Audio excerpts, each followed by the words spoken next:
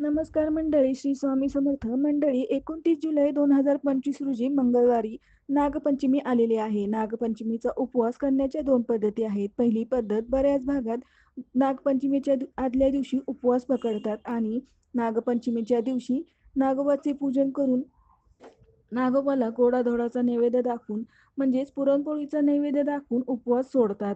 दुसरी पद्धत म्हणजे नागपंचमीच्या दिवशी उपवास पकडतात आणि त्याच दिवशी उपवास सोडतात. नैवेद्य हे पुरणपोळीचेच दाखवतात.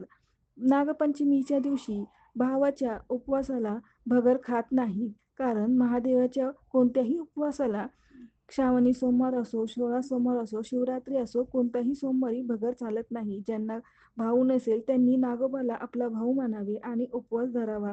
नागोबा आपल्या भावासारखे रक्षण करतो.